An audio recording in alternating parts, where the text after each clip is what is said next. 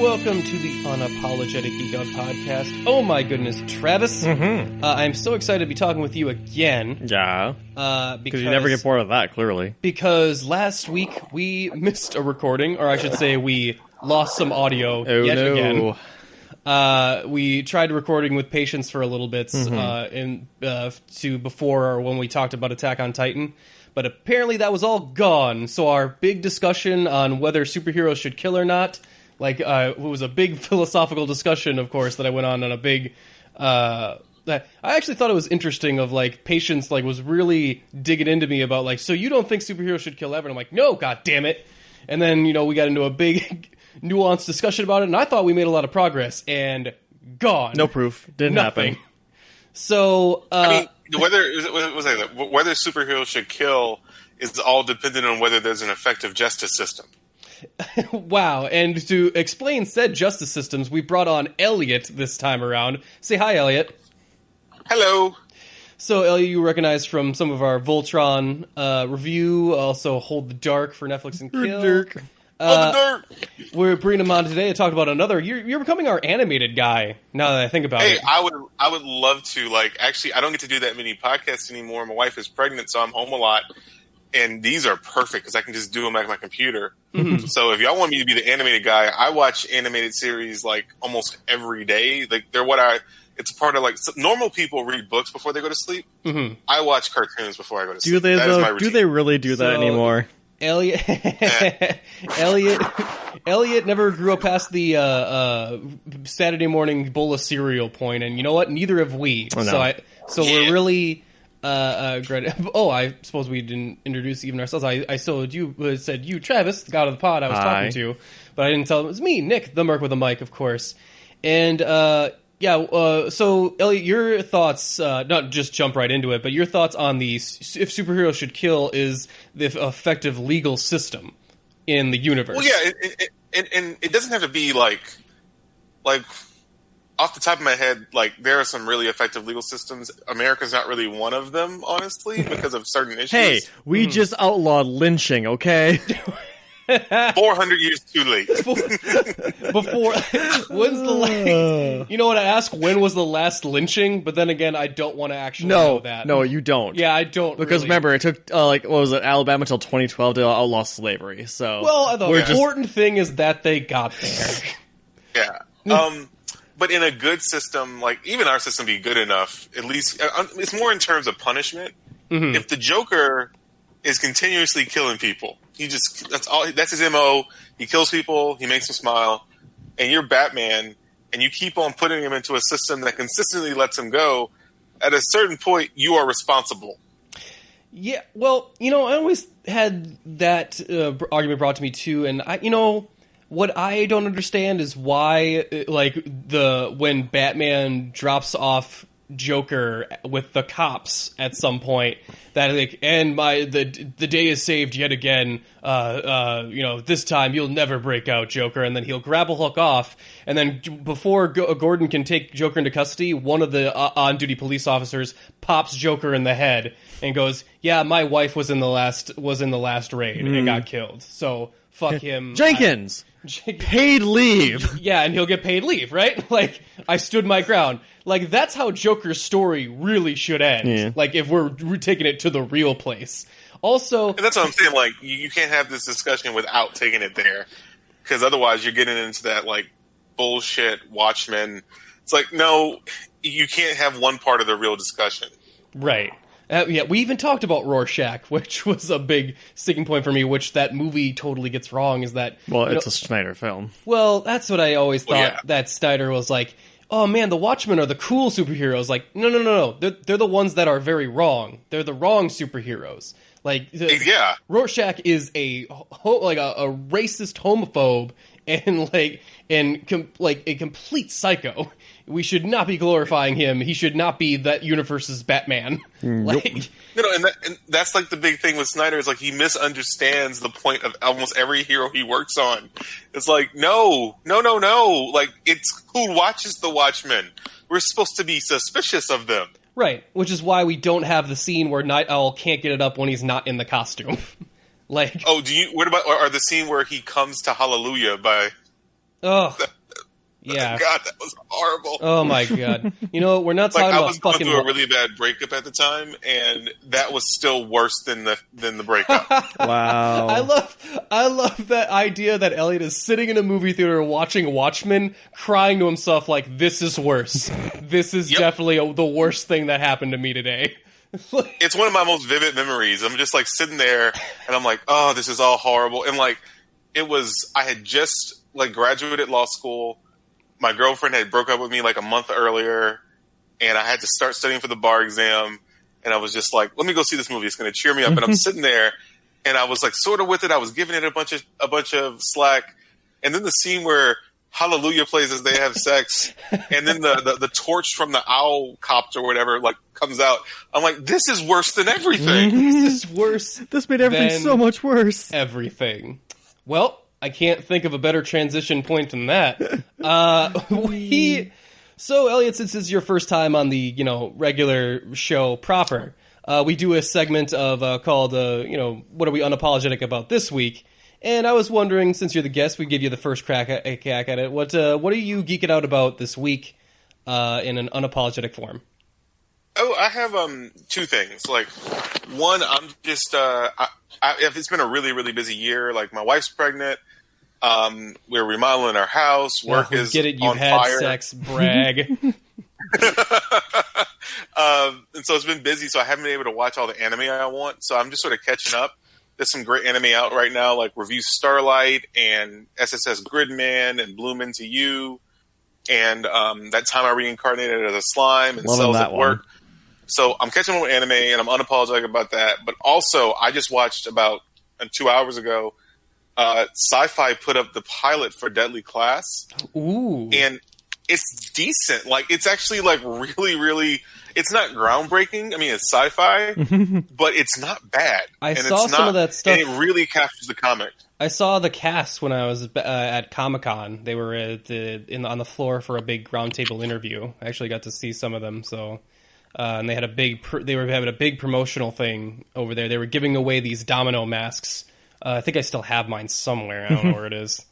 But it was cool. So that's neat. So it's on YouTube. They put the pilot up. That one with Benedict Wong is in that, right? Yep. Yeah, he's great. Yeah, he's really good. Like, I'm glad he's getting a lot more exposure as an actor now, because he's pretty badass in my opinion. So yeah, I love that you're into the overseas animation as well. I did not recognize any of those names. Travis, did you recognize any of the anime names? Well, I do recognize them, and I think you would probably enjoy The Time I Got Reincarnated as a Slime. It's like, just from the title alone, I'm intrigued. It's one of the ones where it's like you have a clearly overpowered main character, but the show ends up being entertaining anyway. Is it like Assassination Classroom? No, nothing like it at all. Okay, because you said overpowered. Thought overpowered slimy guy. There's one thing. It's like it's heartwarming, like Assassination Classroom got towards the end. Okay, because it's like, what if an overpowered guy, all he wants to do is make the world a better place, not because he wants to get anything, just because he's like, I like when people work together. Oh, okay. Yeah, I like it. Very, very Superman. I like it. Anything else, Elliot?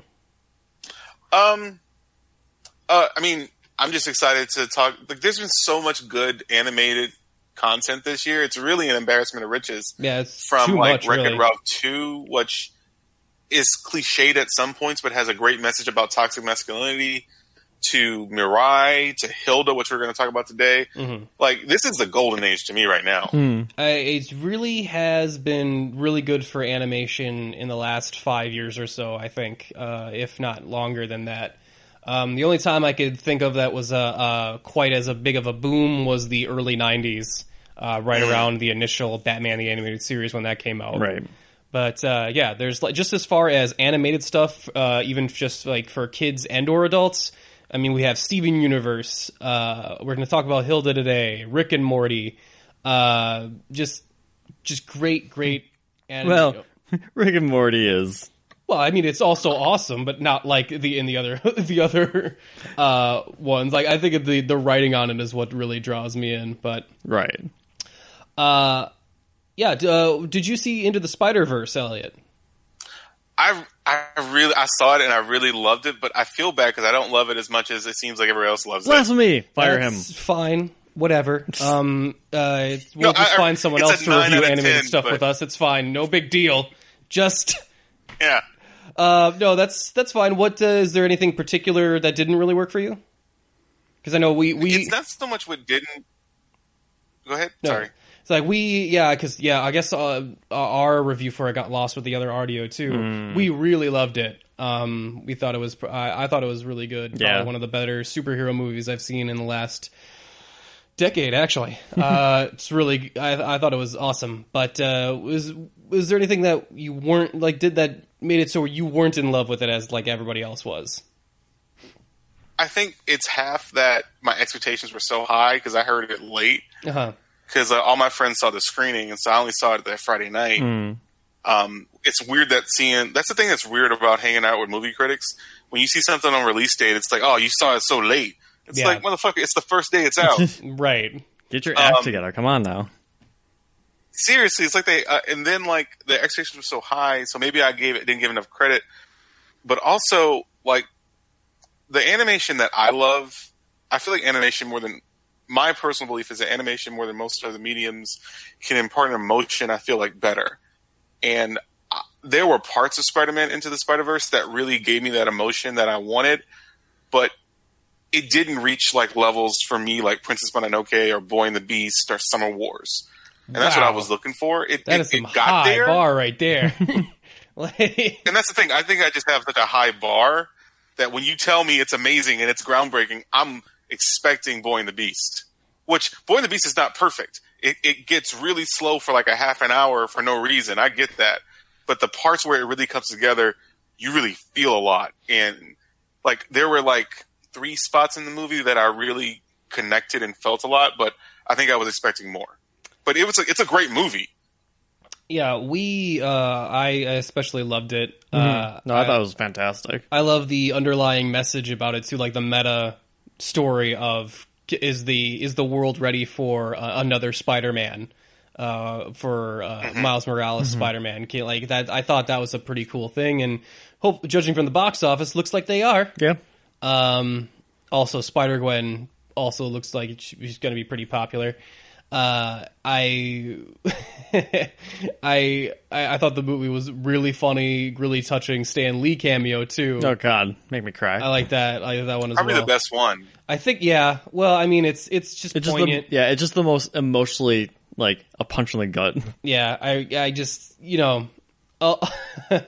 also kind of a movie that doesn't pull many punches either. Like, if you think your kid's going to come away without the concept of death, because, like, without going into too many spoilers, there is some very vivid on-screen death that happens a couple times.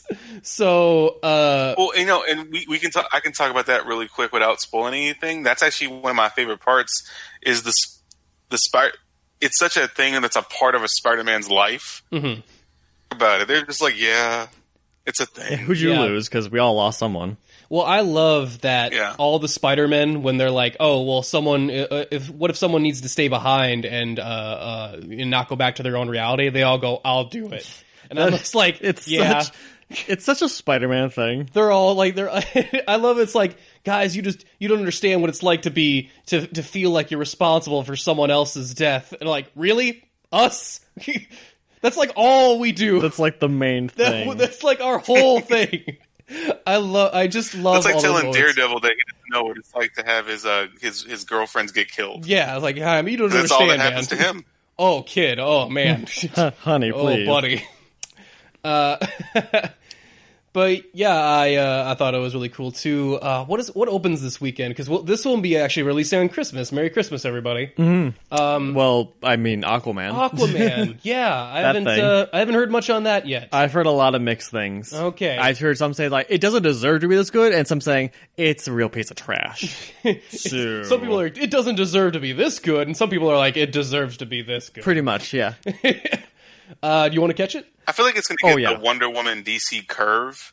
Yeah. Like, they're going to be like, it's watchable, so it's great. Right. Yeah, I always get this I think it's probably going to be watchable. I always get this argument, too, of like, Wonder Woman is not as good as everyone thinks it is. Like, yes, we all know that, okay? We're giving it a pass for reasons. Yeah, Wonder Woman gets a pass because of what its position in the culture and where it was in the time. And so, yeah, we let it ride in the fact that the third act is kind of shitty, okay? Like, we all know it. It's not like we're all fucking, like, it's not like we have the blinders on. We just kind of looked the other way on it. It's not that big of a deal. Well, that and they just stole Captain America, the first movie. Well, yeah, like that whole Wonder Woman. But that's the thing is, they learned a good lesson. They stole from something that was good. Wonder Woman is just the bastard child of Thor and Captain America. Like that's like that whole movie is just lifted like those core. Like it lifts the set dressing from Thor and the story structure of Captain America, and plopped it down in front of us. Chris even sacrifices himself. Yeah, Chris Pine is even like, the most Captain America looking motherfucker here sacrifices himself in the exact same way. Yep. In the giant fucking plane. But yeah, I'm really looking forward to how they bring him back in the sequel. Like, that's gonna be interesting. But yeah, Travis, what are you geeking about this week? Well, I know since Elliot mentioned something on sci-fi, we have been watching something on a sci-fi show as well. Oh, right. We've been watching Happy. Mm-hmm. Elliot, have you seen this show Happy with Patton Oswalt as this imaginary friend kind of character? No. It's really interesting. I heard about it, and we didn't watch it until it hit Netflix. But it's also a Christmas story. Yes, it's one of my favorite Christmas stories So now. it's with... Oh, fuck, what's his name? Damn it. Look it up in a second. Yeah, if you look up the IMDb real quick, it's Patton Oswalt as this imaginary friend that comes to get this grizzled cop in order to find his long-lost daughter. And it's, like, really weird. Like, there's, like, this magic realism to it. Like, the imaginary friends are real as long as someone believes in them. It's Christopher Maloney. Nick Sachs. Yes, as Nick Sachs, and it's so violent. It's super violent. Like it is so, and the dichotomy, like the switch between tones, is what really makes it fun for me to watch. Of how unapologetically violent this man is, and how he does not give a fuck about it. Yeah, although I think my favorite, like, just oddly, just creepy and weird character is Patrick Fischler playing Smoothie. Smoothie, yes. Smoothie's fucking weird. Ugh, Smoothie is so weird. And he's like this cleaner that is like is also like a go-to man for basically any job, but he's like specifically for torturing and cleaning up crime scenes and stuff like that. It's a weird fucking show, but I'm really digging it. We haven't finished it yet. We have one episode left. But I don't know, but I've been really enjoying it. I thought it was fun. Yeah. The last episode got real dark. I mean, the show was it was consistent in its inconsistency, I think. It was like, you always kind of knew when things were going to get weird until they started torturing imaginary friends. That got really fucking weird. Yeah. There was like this whole Son of Sam thing with like these imaginary friends, or Charles Manson like serial killer thing. Yeah. It was real weird. But yeah, that was what we've been watching basically this week. I haven't been doing much else. Just trying to get ready for Christmas. Mm-hmm. Yeah, I feel like Christmas has just snuck up on everybody this year. Does that to me every year. I'm always like, it's Thanksgiving. I should start Christmas present shopping soon. Oh, what do you mean Christmas is tomorrow? Yeah, exactly. I want to watch the Community Christmas episodes for sure. For as far as Christmas specials go. Elliot, do you have any go-to Christmas specials? I have three, and they're sort of unusual. Like my first one is Harold and Kumar's Christmas movie, the third one. Nice. Okay, I gotcha. Like I watch it every year because I just love it so much. And everybody looks at me like I'm broken, and I'm a little broken, but it's fine. It's fine. Then I watch the Real Ghostbusters. They have a Christmas episode that I'll watch that's really good. And then I'll usually just try to find any kind of Christmas anime episode I can find. Like just from that year. And I'll go on like a scavenger hunt. Okay, I gotcha. I mean, it's no Star Wars Christmas special, but it sounds special. I like it. Our other audio got it. Man, I'm just going to talk about all the audio we lost. Everything we talked about last week. We were talking about Santa Paws last week and how I didn't realize it was part of the Air Bud universe. And how many of those there are. Did you know there's an Air Bud universe, Elliot? Like that. Wow, I did not know that. There's 12 there's 12 films in this Air Bud franchise. Like there's Air Bud, I think the baseball one, second inning fetch. The third one is soccer. I think, what was it? The fourth one was... The list goes on, is kind of the point. I think the second one was actually football, golden receiver. Like, they're all fucking awful puns up until it becomes... See, that just sounds like a porno. Yeah. Come on, guys. I took her up in a room and I gave her a good old golden receiver, if you know what I mean. I was curious about that too, of like the Air Buddies franchise, like the kids of Air Bud, son of Air Bud. It was like, fucking, what is this? It got me thinking about some other 90s films I was wondering about. And speaking of Christmas, I remember the Ernest Saves Christmas special. Okay. Or Ernest Saves Christmas movie. Do you know how many Ernest films there are? Couldn't even begin to guess. Elliot, do you have a guess? Over a dozen, I'm guessing? Not quite. Oh, okay. Oof. I would say probably 10? Nope, you're close. It's 9. They were working on the 10 one when Jim Varney died. Which was Ernest Rides Again.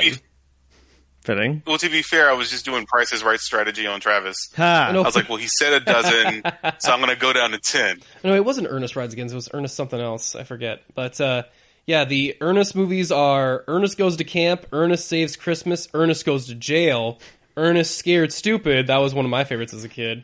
I think that order is a little worrisome on how those ones go. Ernest Rides Again, Ernest Goes to School, Slam Dunk Ernest, which I'm pretty sure is just like Mike, but with Ernest. Okay.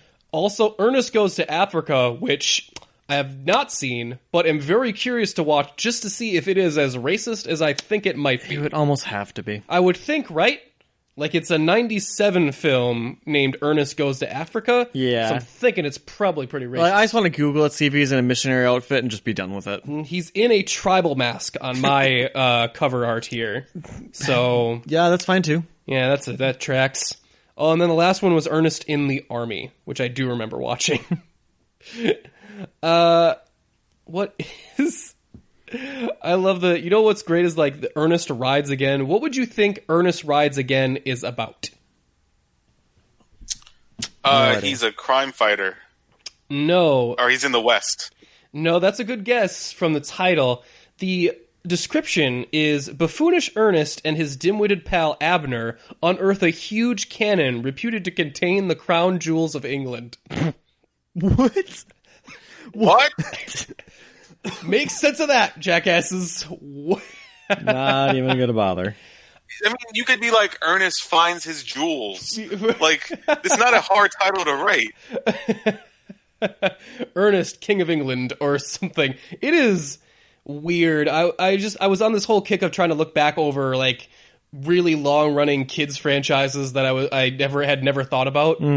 And I didn't know there was this many Ernest movies. I didn't know this was this many Air Bud movies. I'm scared to look up how many Land Before Time movies there are. Don't. Because I feel like there's like 25 of them. Because I'm pretty sure they're not numbered, so you have to like individually count them all, and just don't. I remember they tracked them by Roman numerals for a while. Yeah, like the first like 3 or 4, I think. No.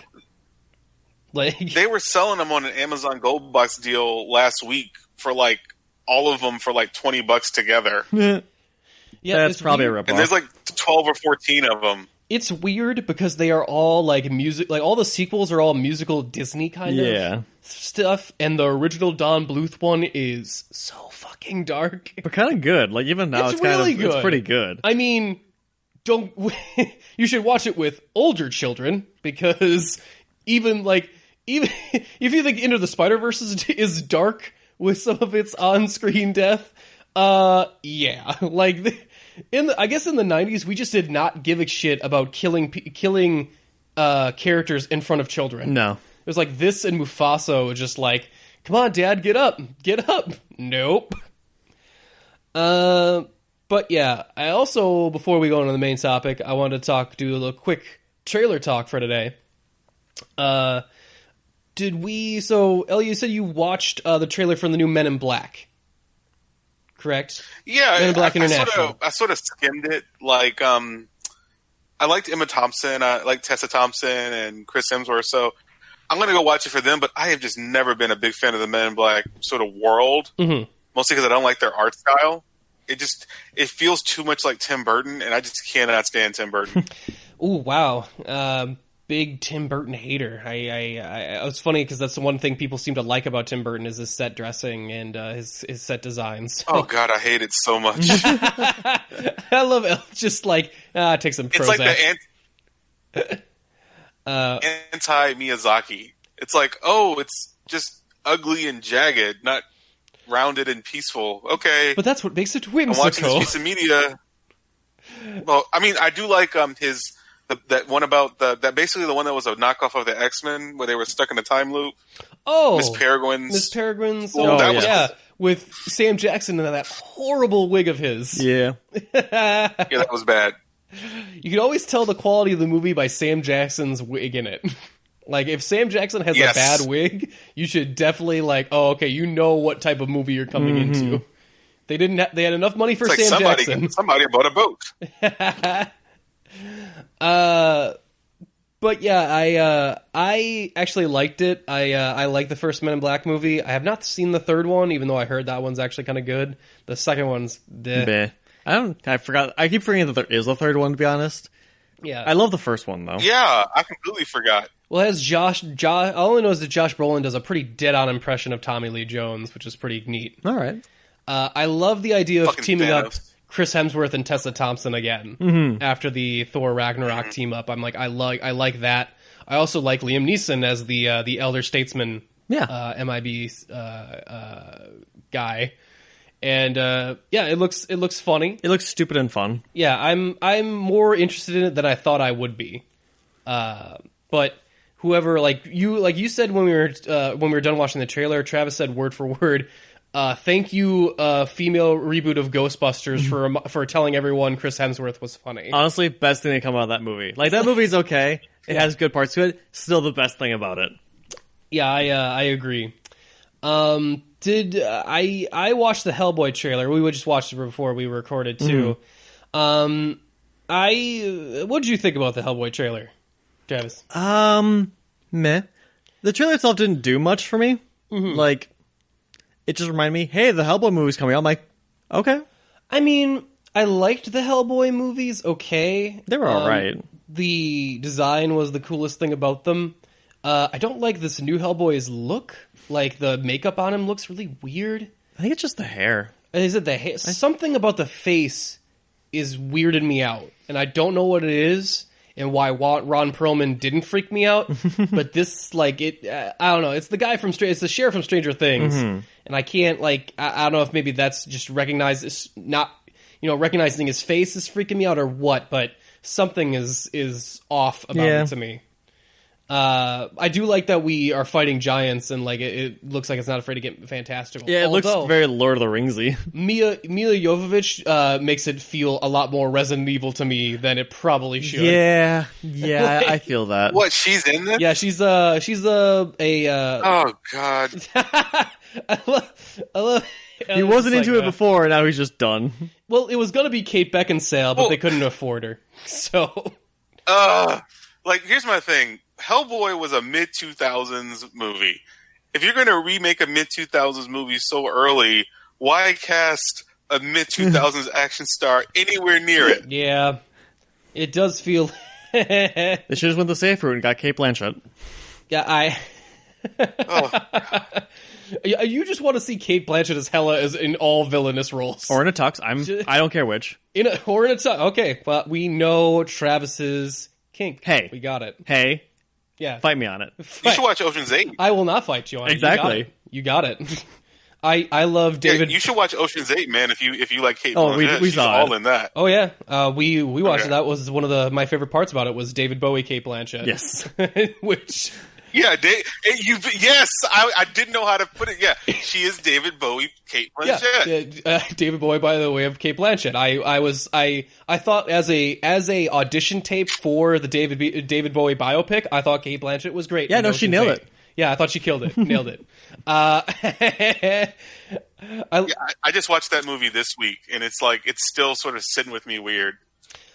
We did a whole movie pass or fail on it back when we were still doing that show, and we wanted to be on the feminist train on it so hard, but I was like, yeah, that third act is really fucking dumb. Yeah, like it's pretty stupid, and it involves a lot of luck for our characters and a man and a dude to do stuff for them, and it's like.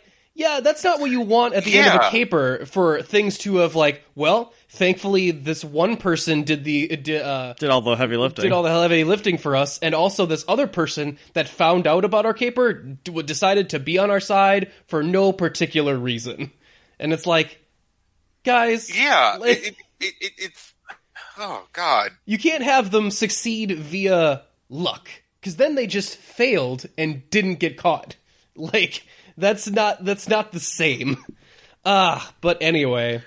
Oh my god, you're completely right. I knew something was bothering me, but I just didn't want to devote that much time to think about it. Well, that's all we do. I was like, well, it's a movie, that's our whatever. job. That's all we do is think about this shit. So. Honestly, you could just go back and listen to our review. Yeah. Okay, I will. But that was my main problem of it, was the fact that we, it has other problems too. But most of the other problems have to deal with the style of movie it's taking after, the Ocean's format. I like the fact that it was what's the opposite of Vegas? We'll do the where was it? It was the Met Gala. The Met Gala. Okay, that's the female version of a big event. I'm like, okay, and what are we stealing? Not money, jewels, diamonds. Okay, and I thought there was a lot of cute gender reversal stuff there. And I thought the acting was pretty great. We already mentioned Kate Blanchett and everything. But I think the writing of that movie really suffered. Whoever was script doctoring for the very end decided, okay, and then this happens, and then this happens, and this happens. Yeah. Well, I mean, I don't feel like anybody even wrote it. It felt like they took the Ocean's 11 script and just subbed out names, took out some cool things, and let Aquafina do, a bit for a second. And that's it. There are entire sequences in that movie that are the exact same sequence from Ocean's 11. Right. Well, let me go into this without spoiling too much. If I were to pull off a heist and then the cop chasing me, I offered him part of the thing I stole, part of it back of here's some of the stuff I stole back, and here's a thing leading to another person that I'm going to set up. Wouldn't the cop go, okay, you basically just admitted your guilt to me. I'm going to take this and arrest you, and then I'm going to pressure you until you give me the rest of this. And then I'm going to pretend I didn't get all of it. Yeah, that's probable cause. I now have probable cause. Thank you. Yeah, and it's I don't think that's a smart plan at all. I don't think. No, that's and then if he was a corrupt cop, he'd be and I'm just going to pocket some of this and say you hid some of it. Right, honest or corrupt cop. That is he has no incentive to take that deal. Except for he was it seemed to be kind of a family friend-ish type person. Kind of. I don't know. It was not. I was not a fan of the very end, and I think that movie suffers a lot in the script phase. But with that, I think we can move on to our main topic that we've been jabbing long enough. So let's talk about some Hilda, guys.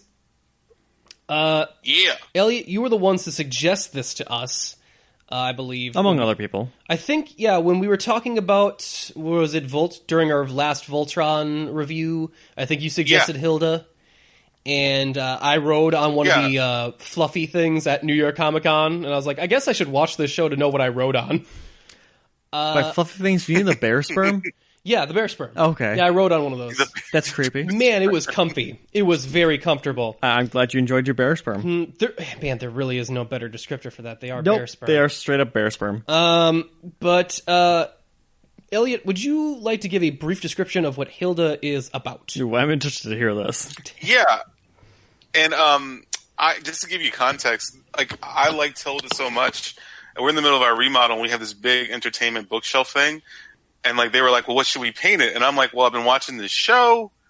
I want to paint it like an ombre, like the backgrounds of Hilda. Oh, okay.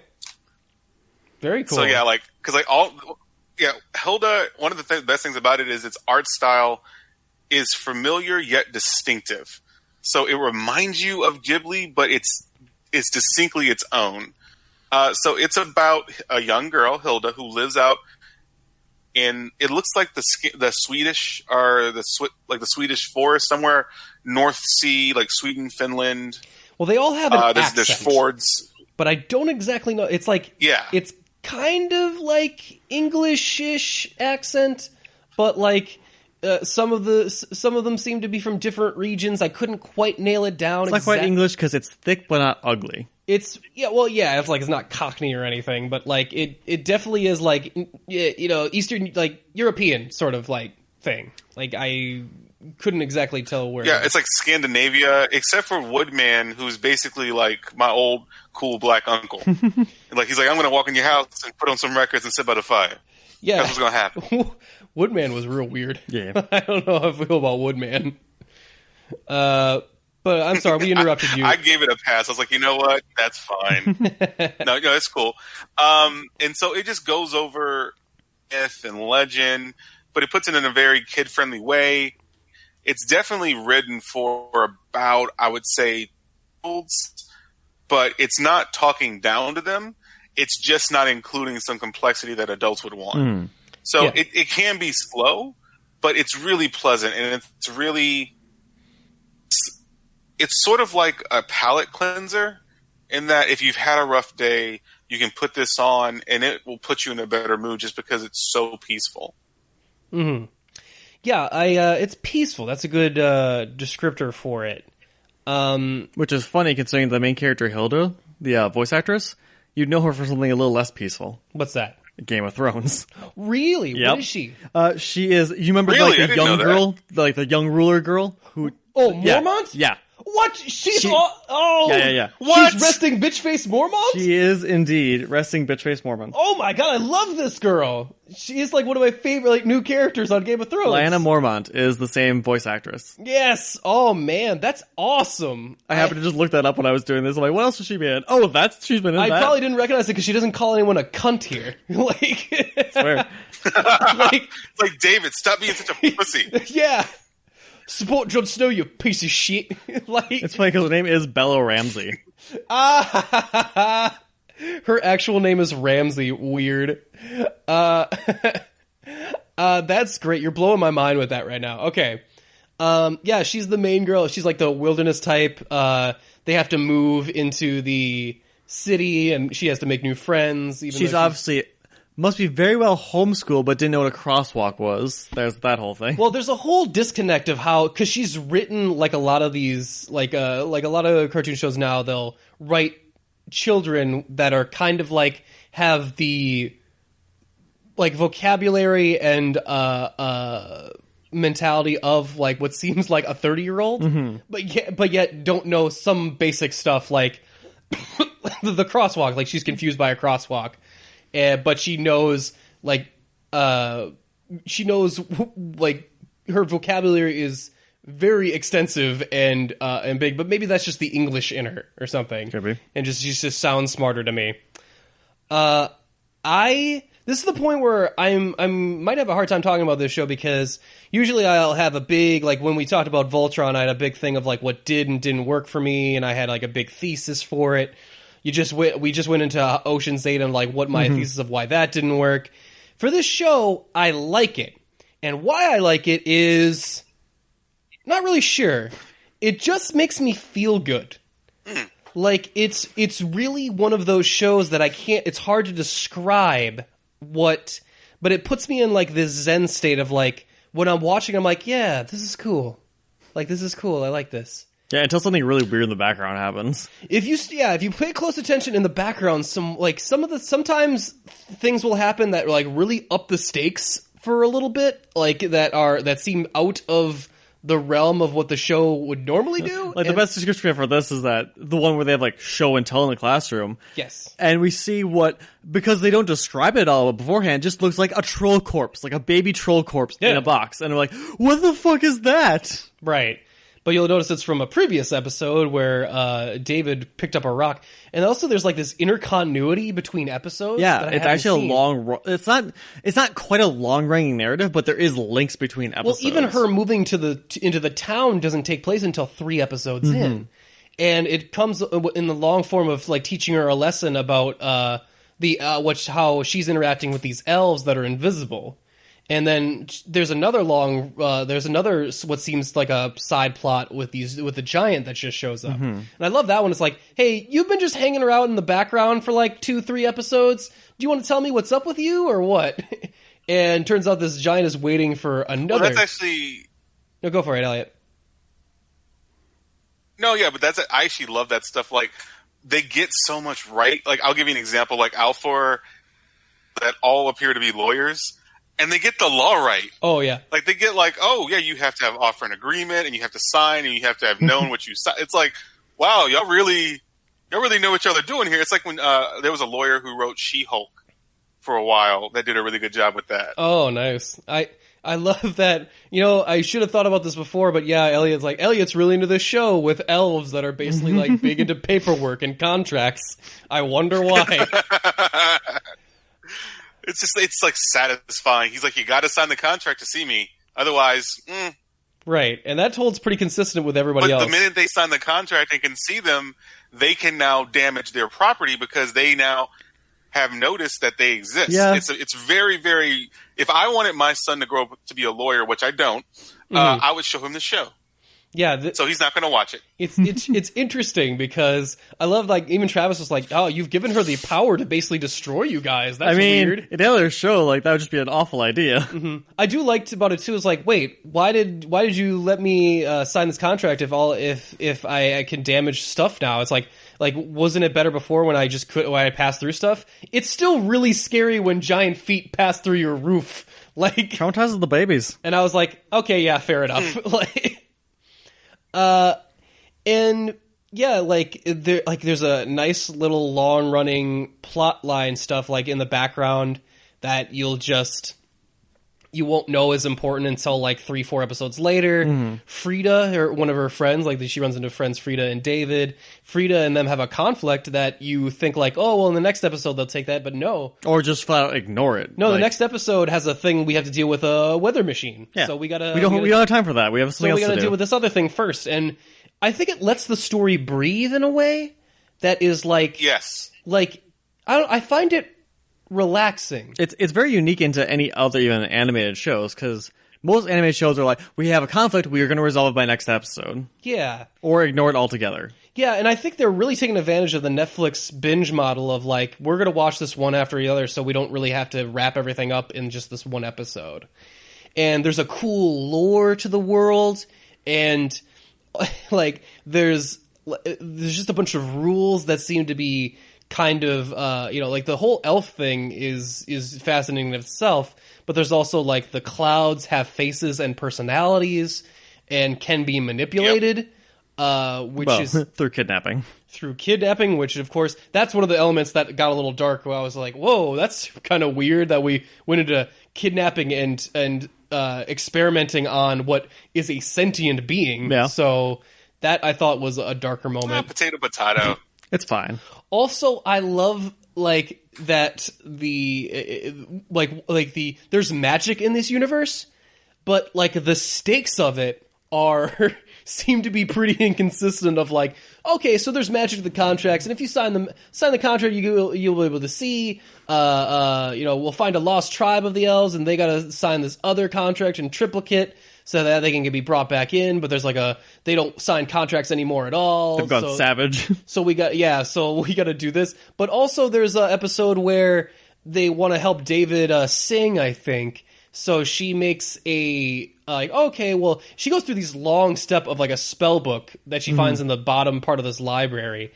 And like, it's a long step process to get this small result.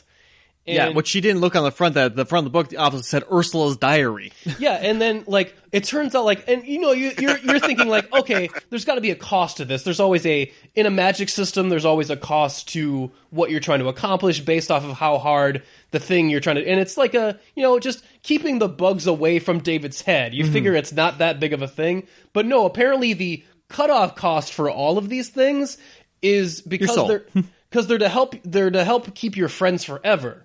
Spells, and the contract for that is, you're gonna keep your friends forever because the side benefit of this is that you're gonna keep their souls. Yeah, you get their souls after, which is super dark. And I was like, whoa! And like, for me, it was just like a random whoa, that escalates the stakes way high. Like, that's way higher than I thought they'd be. Like, I was at about here of okay, we'll probably have to deal with some fallout from this, to, oh shit, no, it was really bad. Like, I thought Hilda was gonna get power hungry with her power, like, I'm just gonna help, one more thing, and one more thing until she's helping out the entire town. Right. And she can't hold it anymore. But no, it is like a devil's contract that she was not aware of, and it's like, oh, holy shit. So I thought that was very interesting. I think one of my favorite parts is just in the first episode they get into the town, they have this whole entire thing where this kid finds a talking bird. He's like, and everyone around him is like, you're fucking stupid. There's no such thing as talking birds. If there's one thing that I don't quite get about the show that I'm not quite clear, I wish was a little more defined, is who knows what and what's weird and what's not. And yeah, what is defined as strange and what isn't in this universe, because trolls are a defined thing. Yeah, that do, you can't go outside the city walls. Because we have a wall for that. Night. Yeah. So we just decided, we know that trolls are a thing, but there hasn't been a human push to eliminate trolls or anything like that. There's just we're going to put up this wall because that worked for the Attack on Titan people. Yeah. So, yeah. That's that's our thing. And, spoiler, yeah, trolls seem to be able to get through that, not but too easily. It just needed a hole. That was about it in the ground. Also, to Travis's point, the bird. Yeah. Because the bird, as Travis because the saying, talking bird is crazy. Now let's go to the festival where we worship a bird god. Yes! What? That was crazy, right? It's a little crazy. Ugh, you and your talking bird. Come on, we're going to be late to this, to the festival where we honor a thunderbird that shoots lightning out of its ass. What? What is straight? So, lightning bird, totally in the realm of plausibility. We base a societal norm around it. Right, but Nick, it shoots lightning. It doesn't talk. Don't get crazy. Talking bird, nuts. Clouds with faces, that's just the day. That's just part of your normal day. Yeah. And bear sperm. Yeah, and bear sperm, yeah, gotcha. Talking bird, you're a fucking crazy person. Cross the line here. Cross the line. Yeah. I'm glad we established. Also, I love that it was we hit a random talking bird, and nope, we actually hit a deity.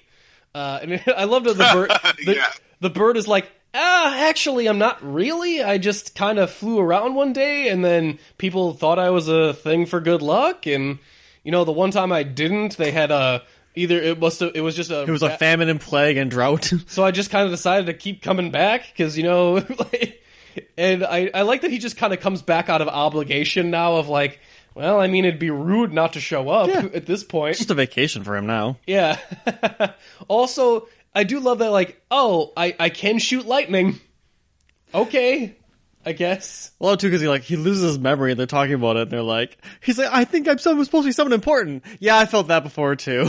Yeah.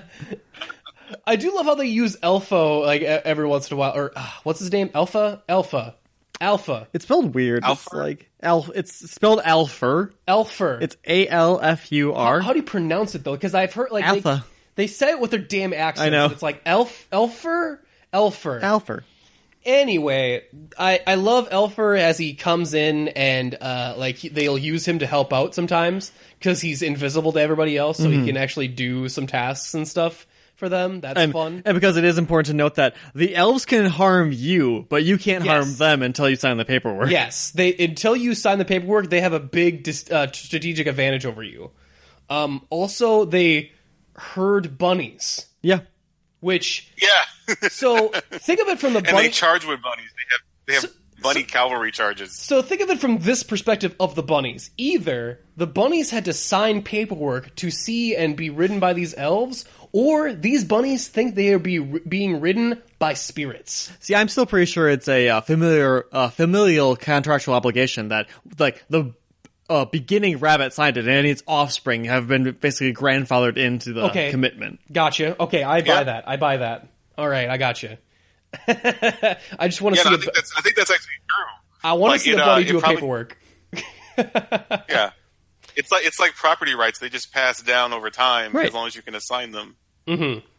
Also, I love David. I think David is... David's so weird. David's a fun character because he is such a scaredy cat, but like he's not like overblown. He's not like Chucky from Rugrats. He's not Piglet. He's just nervous about the really weird shit that goes on with it around here. He's very much like, he's the one that realizes, this is fucking weird, right? Yeah? No? No one else thinks it's weird. All right, keep going. Well, he's afraid of trolls, and... Rightfully so. Rightfully, yeah, because trolls are terrifying. In this universe are very terrifying. And seem nigh indestructible. Like, well, yeah, I just think he has, like, he's like, I didn't grow out in the fucking forest. Right. I'm a city slicker. Small little dude. I can't fight all this. Yeah. Who's always covered in bugs for some reason. Well, I also love that Hilda will be quick to wrap her friends into her bullshit, too, of like, oh, yeah. Or even other people's bullshit. Yeah, I love they're about to wrestle ghosts at one point, and Hilda's like, okay, I'll fight you. We'll all fight you. And David's like, what the fuck? It's like, what? Hey. I did not agree to this. I didn't sign up for ghost wrestling. Like, this is bullshit. Also, I love that episode, too, because that's where Frida is trying to get a book back from a ghost, because she has a poltergeist in her room that cleans her room. And she doesn't understand the concept of cleaning rooms. And it's funny, too, because you went to the bathroom at that point. Yeah. Because you were just like, oh, yeah, she's got a poltergeist messing up your room. Went to the bathroom, you came back out, I was like, yeah, here's everything you missed that, like, 2 minutes you were gone. Yeah, I missed a lot. So much happened. Break. Like, and I love that she's like, wait, so your rooms don't self-clean themselves? Like, no, rooms don't do that. What are you talking about? Why would you think that? The thing is, like, she's indignant about it. She's like, you're messing with me. Of course they clean themselves. She refuses to believe it for the longest time. Like, no, rooms clean themselves, guys. I wasn't born yesterday. Like, it actually reminds me of this story that I read about these. There were children in a school, and a few of them were deaf, and one farted, and the person next to him was like, "Oh, you farted," and she was like, "Wait a second. How do you know I farted?" Yeah. And he's like, and then the teacher was like, "Oh, farts make a sound." And she's like, "What do you mean farts make a sound?" Yeah. I would do this the whole time? No one told me? I love that. Yeah, I think I saw that Facebook post going around, and the teacher had to explain to them, like, yeah, they can hear you fart. And then the deaf kid was like, tell them to stop listening. And, like, don't tell them to not listen to my farts. It's like, that's not how it works. So selective hearing doesn't work that way. Yeah, to like teach someone a brand new foreign concept to them is like kind of weird. Like the idea of like cleaning your own room is so alien to her, and it actually like broke her as a person for a while. Well, yeah, because that's how she's had time to it did. She's had a lot of extra time to do stuff when she doesn't have to do one of her major chores when you were a kid. Like, imagine if you didn't have to clean your room when you were a kid. Well, it was also too because she considered herself like the neat and tidy one, where it's like, wait, what do you mean I'm a slob? Yeah. I love that too. And like just having a continually clean space will make you more productive. Yes. Yeah. I love the how she comes back at David with that one too, or no, how David comes back at her when it's like, come on, David, you want to come into this cemetery and fight some ghosts with us? Why you have to be so scared? Because I'm not brave. Kind of like how you're not tidy. Like, he went for her. I love anytime David gets back at people. I'm like, you know what? Fuck you. David is a master at the clapback, and I love it. I love that too. Of like, where Hilda had to kind of learn a lesson on that one too, of like, learning to like, she was really trying to go all out for her friend for honestly something that she didn't really need to do. Her friend could have, Frida could have just easily have learned to pick up her own shit. Which would probably been for the best for that character. Like, it probably would have been better for everyone long around, and Hilda got really, like, indignant when Frida was like, oh, I can't believe this. And Hilda's like, I've been helping you this entire goddamn day, and you still have no appreciation for it, and all you can think about is just clean up your own room? You know what? Go to hell. Like, I love that she... It was kind of like in Steven Universe where Steven finally learned that Ronaldo was an asshole and that you can't be friends with absolutely everybody. Like, so I thought that was a pretty good lesson for a friend that, like, yeah, sometimes when your friend is completely in the wrong, you kind of have to call them on it. Yeah. But also there was the fallout of that lasted for a long time and was, you know, longer reaching, and they played it pretty realistically, which I thought was pretty cool too. And because, you know, David had a similar situation, actually, and didn't fail her. Remember when he had the witch haunting his dreams? Yeah. And Hilda offered to, like, oh, you can haunt my dreams instead, and just leave David alone. And when David saw, like, what Hilda was doing for her, I was like, if Hilda's willing to do that for me, then I can deal with some bad dreams. And David's the scaredy cat. Right. And he totally came through for her on that one, because he saw Hilda, like, you know, pulling through for him, and is like, no, that's not fair. I'm asking way too much of her. Like, and I thought that was, you know, it was pretty cool that, like, in the clinch, David had her back and Frida didn't. And Frida kind of had to learn that by the end. I don't know. I feel like we're going into a really deep character stuff with this. Well, no, it is a unique part of this show. Yeah, and I even though it doesn't get, like Elliot said, there's not a huge, big concepts, like, that you have to, like, deal with. I feel it's almost very Shrek level, where it's like, if you're watching this with your kids, the kids are going to get it on one level, but you're still going to get it on a different one. Yeah. Yeah. It just doesn't have the connective tissue. Like, so it doesn't spell it out, but if you're looking for it, it has it there. Yeah. And I would say this is a perfect thing to put on for even very young kids. Like, the animation is very interesting. I like how things move. Like, they move in a very interesting way. I can't really put my finger on it, but, like, the way characters' hair moves or something, like, it has a fluid motion, even though the art style would make you think it was a little more stiff. Like, so we're gonna go back to Bastion Dragon Prince again. Well, I mean, I wasn't gonna go there, but if we're gonna, I think the only time Pirates of the Whale falls down is where it pulls out into some long shots, and they're not long enough shots to not show that the characters look a lot ill-defined in the background. Like, when you look at characters from far away, they don't have pupils anymore, and they look weird. But, you know, I'm sure they don't have a huge budget to be working with. I don't know, for me, I think this one is kind of like a really chill, like, if Gravity Falls is like sci-fi weirdness on meth, then this is like Gravity Falls, but like with a more Prozac. Like, it's like more weed or like some sort of, like, you know, maybe a really nice scotch.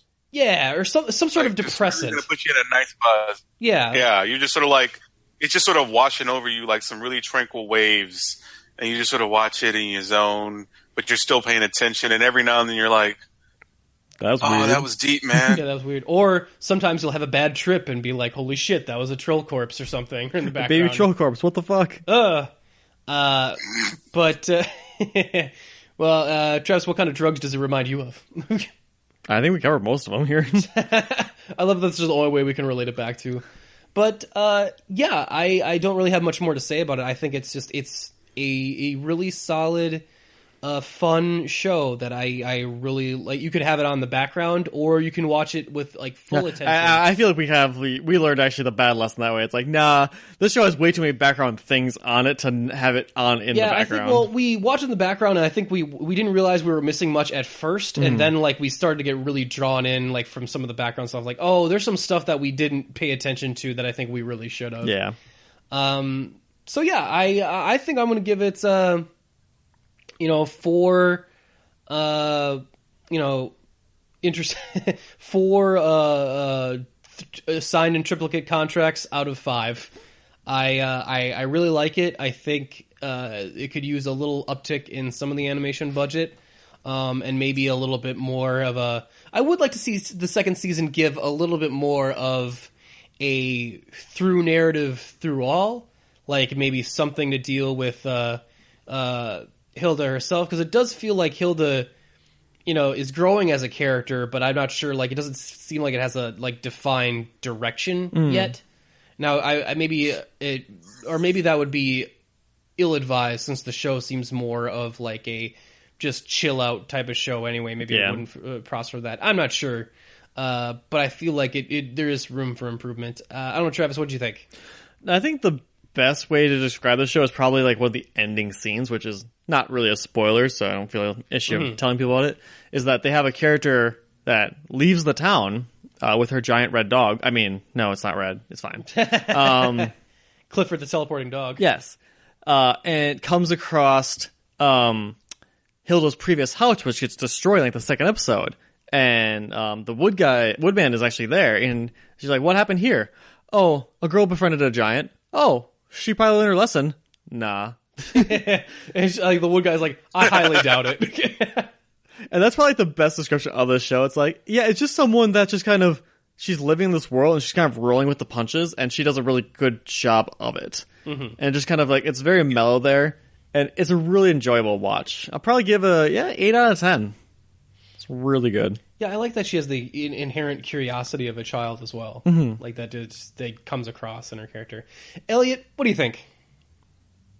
I enjoyed it. I definitely think it could have had more consistency throughout, maybe a little bit faster. I like the long establishing shots, and I like the mythos, but it could have been punched up in a few places.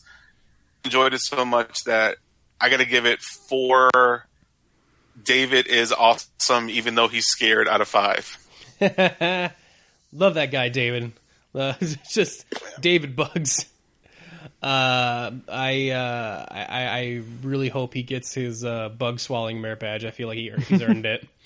Also, I love any Boy Scout parody or girls or whatever scouting parody it is. As a previous Boy Scout, always like to see that the weird little things of like the oath they give. Like it's pretty close to the Boy Scout of like being thrifty, clean, and reverent or whatever. And also, hopefully, it's not exactly like the Boy Scouts, because it's also like weird stuff goes on there. Yeah. Anyway, I am so glad we had you on, Elliot. Thank you so much for joining us. No, thank you so much. I always enjoy this. Yeah, when are we going to have you back on for Voltron? We should definitely do a Voltron maybe we should save it for Netflix and Kill, though. Someone dies in the last season, right? No one dies in the last season. Never mind. Spoilers. We can't put on Netflix and Kill if they don't. But yeah, if you have any more animated suggestions for us, we are always open. So, for new stuff. I mean, Castlevania. We already watched that, and we don't like it. Or I should say, I don't like it. Travis kind of got soured on the second season. I thought it was not great from the beginning. So, you know what? You know what? Let's get into it. Another hour. We're going to talk about how, we're going to get into it, argue about Castlevania for the next hour. We've already done this. We're doing it live. What does it mean, play me off? Don't want to go through that again. Elliot, would you like to tell the people where they can find you on the internets? At this point, it's with Netflix and Kill, but I'm on oneofus.net every now and then. Gotcha. Find him here. He's exclusive now. Not yet. We still have to eliminate oneofus.net as our main competition. But things are being taken care of. We have plans. It's a Christmas miracle. It's like that ending scene from The Godfather. Just like we're just baptizing Elliot while all the people at One of Us are dying. Sorry, Chris Cox. Yes, thank you so much again for joining us. If you guys would like to check out some of our back catalog on the UGO podcast, check us out on iTunes, or you can check out some of our other podcasting projects, including Netflix and Kill, where we've done some previous stuff like Hold the Dark and Voltron with Elliot, and a bunch of other cool stuff with some other guests as well over on Netflix and Kill's own separate iTunes feed now, over on Netflix and K on Twitter as well. You can also check out our other podcast, Pod Against Evil. If you are into the Stand Against Evil mood, we cover the great TV show Stand Against Evil, one episode at a time. Otherwise, you can always contact us here at any of our social media pages at UGO Podcast on Twitter or Instagram, or on Facebook on UGO Podcast, or you can email us at unapologeticgeekout@gmail.com. Otherwise, we will see you guys next week. Merry Christmas, everybody.